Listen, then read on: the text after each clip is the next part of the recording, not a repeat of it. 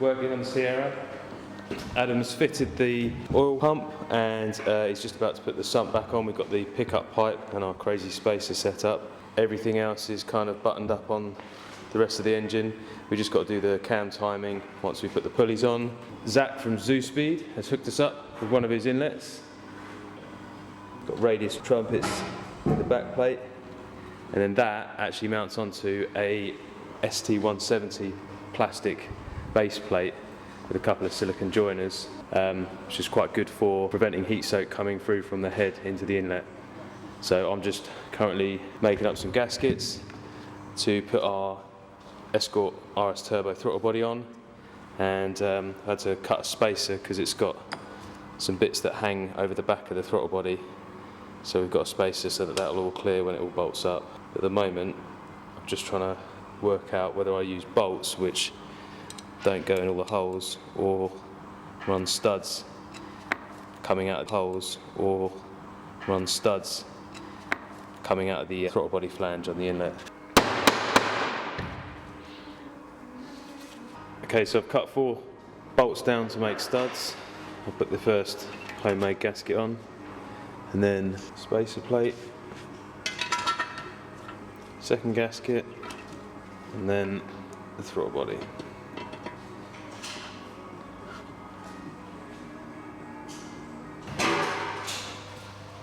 Just cut a load of silicone tubes, joiners, and then this bit just slops onto that.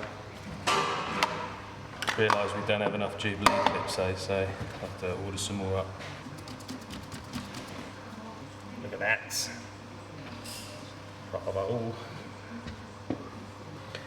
So I've blacked top fuel rail, and Zach's welded on some AN fittings onto the end so we can run AN unions. And I've got these Volvo larger injectors, just bang them in for now.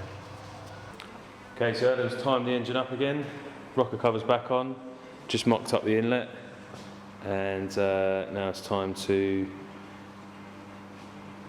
bang all of the clutch, flywheel, gearbox, and put the engine back in the car for the 4th time, is this now? 5th time? God knows, I've lost count. So, ready to put the engine back in the engine bay. A couple of people have mentioned we should have probably looked into a gap in the rings, and you're very right, yeah, that would help out with the pressure and the expansion and the heat that a turbo engine has. You need to make sure that the ring gaps are basically opened up a bit so that if they do expand, they're not binding on each other, and that's what can crack the ring lands. That's what happened to the old pistons.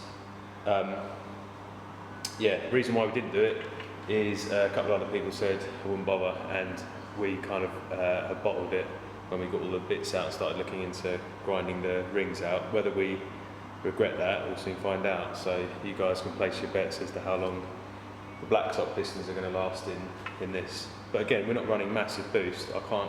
Still can't get my head around how it went wrong so quickly. But as I said, you live and learn. Not to be sort of put down by the whole experience.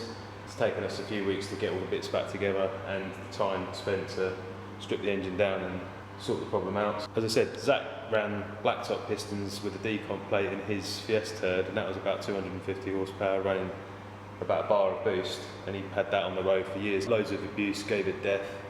So it can work. I think it is just a bit of a gamble. If this all fails, then obviously we can look into spending the moolah and getting forged pistons and steel rods and stuff for it. But again, as I said, we've spent a lot of money on this project and we've had very little seat time, and I don't really want to go spending yet more money when the whole point of this build between me and Adam was to do it all on the cheap, and that's way out the window now.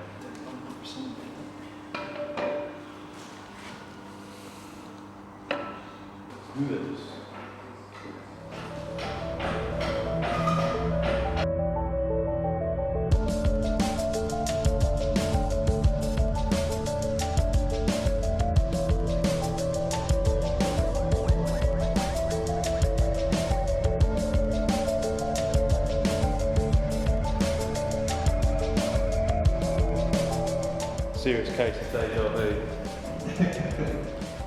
Just going to see if the inlet fits. Worried about it catching on the servo. If it doesn't fit, I'm going home.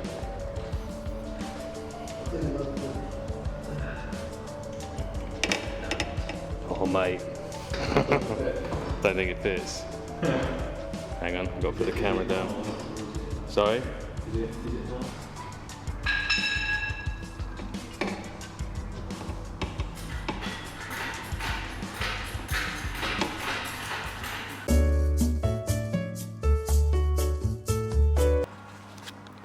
So the inlet does fit, just. We've had to tweak the brake line up a bit. It's not ideal, but you've got the tiniest bit of clearance there. It goes to the front left brake caliper, so we might have to redo that line, try and route it a bit better. But once that's all tightened up, probably gonna have like 6mm clearance.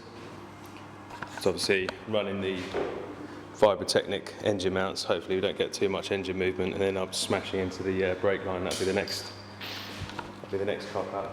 Adam's just popped the prop shaft in. Not yet. Yeah.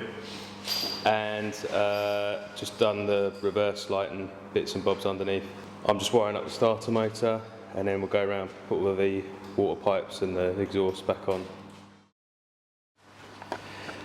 Our next issue with this inlet is the fact that our clutch cable is rubbing on it. So I don't know whether we're going to need a longer clutch cable. Obviously when you start pressing the pedal, it will start rubbing and moving the inlet, which is a right pain. It just seems to be going from bad to worse at the moment. What was the other issue, aside from the brake line and the clutch cable? Oh, this is a good one. The throttle cable is also probably going to be too tight. By the time that goes in there, we've got such a tight pull on that cable. I don't know if we can get a longer throttle cable for it as well.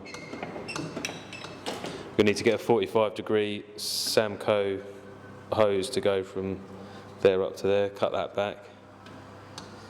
I don't know whether the original fuel pipes that we had are going to reach, probably not. They look like they're too short as well, so we've got to redo them. So yeah, so far everything fits really well, as always.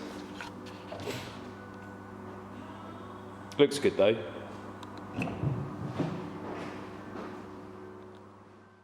So that's it for another video. I hope you enjoyed. As I said, don't forget to hit like and subscribe and check out the merch, the link in the bio below. Until next time, I'll catch you guys later. Take it easy.